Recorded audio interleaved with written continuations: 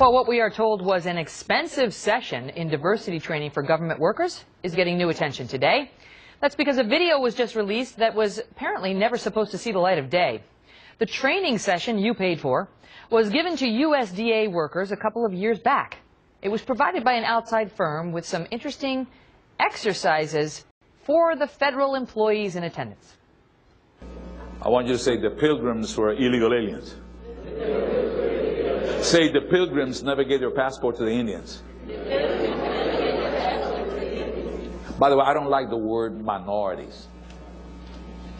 How about emerging majorities? All right, don't. Easy. Down. But people label minorities are more likely to fail in technical areas because they're less intelligent. True or false? It's false.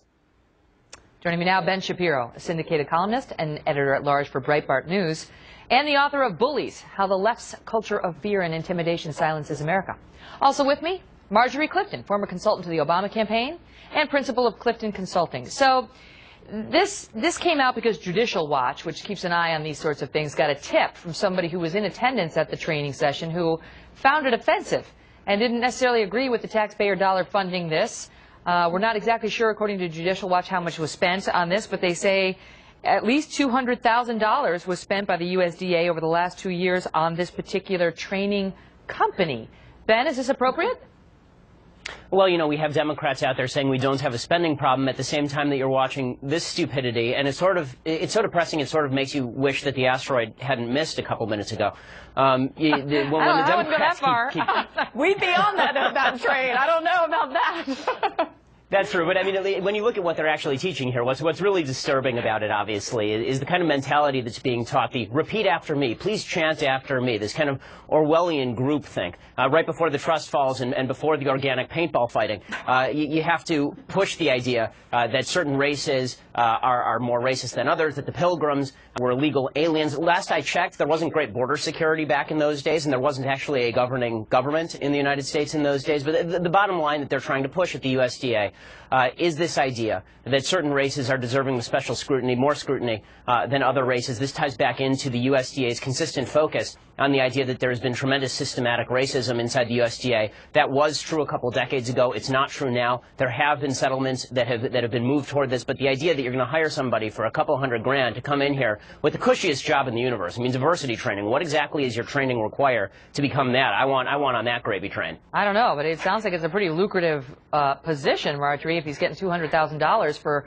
all of these sessions. It wasn't just what we should. Apparently, he also required them to repeat, every federal agency has discriminated against African Americans, Hispanics, Native American, Indians, and other groups. And these people are sitting there like, it's strange when someone makes you repeat it. You know, like, have you ever been in that circle? It's like, it feels a little like brainwashy. Well, I have to say, Megan, I actually run training programs as a big part of the organization that I run. We do a lot in leadership communications, and diversity is a big piece of what we do. Do you make them repeat after you? Well, every trainer has their own style. I do not, but I will say that, you know, we could criticize the merits of the way he trains, but I will say this. In a training environment, and the reason this wasn't a public video is because when you're doing any kind of training, it evokes a lot of emotions in people, and a lot of it is addressing emotions related, in this case, to diversity.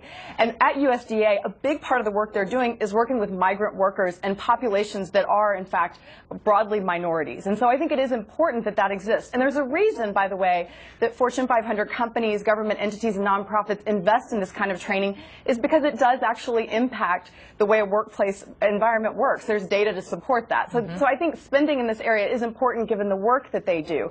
Again, we can question his training style and what was, you know, what worked and what didn't for him, but I think the value of it is inherent in the data that does exist out there. You know, the business about making them say, refer to Pilgrims as illegal aliens, that is a term, illegal aliens, illegal immigrants, that gets some pushback. You know, other people want them referred to as undocumented workers, but it's interesting, Ben, to see the federal taxpayers now effectively taking a side by saying, you know, if you use the term illegal alien, it's racist. It's not, you know, it's completely inappropriate, which seems to be his message.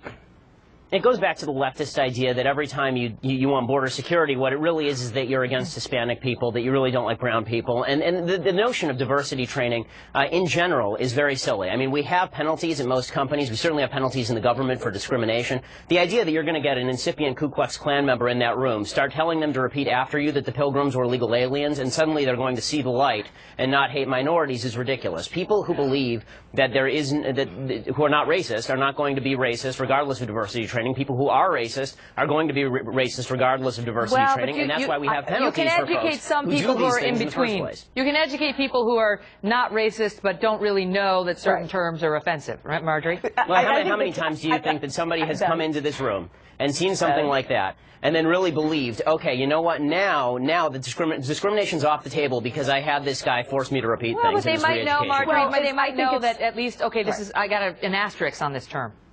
Well, I think it's all about awareness. It's not about you're going to change the mind of someone that has deeply ingrained thinking about a thing, but it's about creating awareness of how it impacts others. So, for example, a lot of the work I do is with women, and referring to an opt-out program for a woman who's a working mom like me is kind of bites a little bit. So we have to think about how terminology, referring to he instead of an inclusive language that includes she, while it might not mean a lot to you, Ben, it would mean a lot to Megyn and I, who, are women and are in that workplace. Come on now. Consciousness raising can be a very expensive business. And the fact is that if we're having a conversation and I say something offensive, I would assume that you would say back to me, that's kind of offensive. That seems like a better solution than spending hundreds of thousands of dollars to have this moron in there. All right, I got to leave it at that. We'll have to leave that question in the air and see whether that happens the next time we have you two on together. Thank you, Ben. Thanks, Marjorie. We're glad you're back. Thank you very much. Thanks.